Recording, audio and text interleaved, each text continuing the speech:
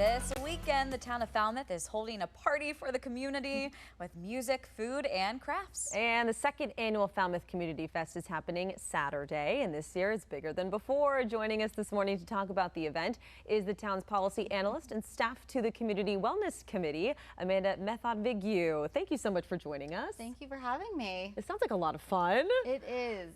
It will be a lot of fun, and it's grown a lot just in the 1 year. Yes, it sounds like it. So how did the idea for the first Falmouth Community Fest come to be? What was sort of the goal? Sure. So every 10 years, the municipality has to do a new comprehensive plan. So the town did a big push for input and things that the community wanted to see, and community gatherings, events to just meet your neighbors, things like that was a common theme through all of the surveys that they did. So the Community Wellness Committee was tasked with, all right, let's make this happen. Let's put on an event that would bring our neighbors out. So the Community Fest was born out of that. I love it. And can you tell us a little bit about last year's success? Yes, so it was our first year. We had a pretty small group of volunteers, but we made it happen. We started planning in March and it was in June, so it was quick. Fast. Yes, we luckily had a ton of food trucks and artists that wanted to be part of this first year's success.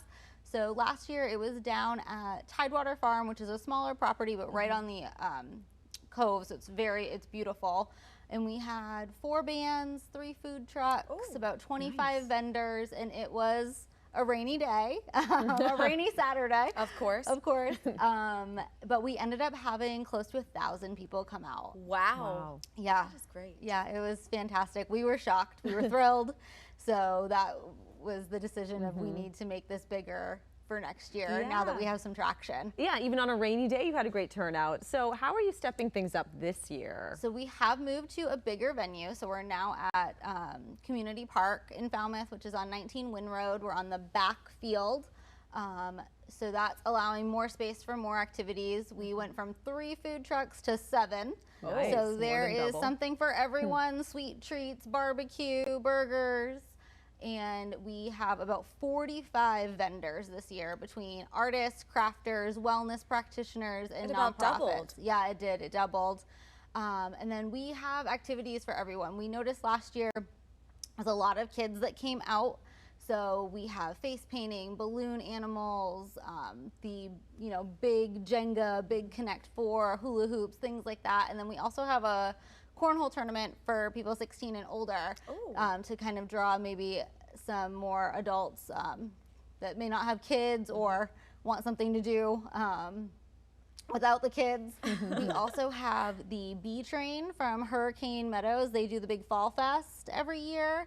They're long-standing Falmouth residents, so they are bringing their bee train to do train rides around the field all day as so well. Fun. Yeah. That's amazing. I know you touched on the food a little bit, barbecue, hamburgers, sweets, treats. How about the music scene? What do we have there? Yes, we have 4 bands playing this year. So we have a drum circle that is starting the fest off. They played last year. They're fantastic, great energy. And then we have Katie Daggett and Ed Desjardins. They're an acoustic duo, so they'll be on afterwards. We have Todd Glacey. He's also acoustic, a little more bluesy. The Don Campbell duo, I know he's very well known in Maine. And then we are ending with the 8 Balls Band. So they are like an 80s cover band, really fun to kind of end the day with some high energy. That's really fun. Okay, so you said last year you started planning in March, quick turnaround. When did you start planning for this event? And can you just talk about the prep? And obviously there's a lot of setup involved with this too. Sure. So we ended in June, took a month off. The team needed a break, decompress, and we met back up in September and started planning then. Luckily, we had all of our marketing materials from last year, so we were able to start getting the word out much sooner of, hey, this was successful. We have some numbers to give you this year, because that's one thing that vendors always want to know is, how popular was it? So we started getting people signed on probably by December. I had, food trucks, vendors. It was much quicker this year, but we have a great communications team in Falmouth, so I do need to hand it to them on getting the word out, making it look pretty, making it look fun, getting people drawn in through, you know, all of the media channels. For the cornhole tournament, Yes. did you say if there's a prize involved? There is. So it is a $10 entry fee. Okay. That is the only cost on this festival, but it all goes to the prize purse. So first and second get paid out. So there's a potential to get your money back. Nice. And then some. People take their cornhole very seriously. I'm so bad at it. Yeah, I know. Well, especially if it's actually regulation. It will be because- regulation, oh, yes. boy. We've brought in Port City Cornhole Great. to actually run the tournament for us. That's a good idea. Yes. Can you talk about the staff that sets up, you know, all of this and the work that goes into that? I mean, are you already setting up, you know, or how long does it take? So our rentals will be dropped off tomorrow, and we basically set up probably for like 5 hours tomorrow, and it is all hands on deck, honestly, from the town. Our committee is only a 6-person committee, and they're amazing dealing with all the logistics and getting people involved, but it really is town staff and then volunteers. That was an issue last year, was getting volunteers, because I think people just didn't really know what it entailed. This year I had people like knocking down my door to nice. sign up, which is fantastic. So we have everyone from, you know, the town administrator's office, which is where I sit. All that staff obviously gets roped in because they all sit next to me all day. And then, you know, Public Works is doing a ton for us. Parks and Recreation, obviously, they're all hands on deck on helping us with setup. Police, fire, making sure that it's safe.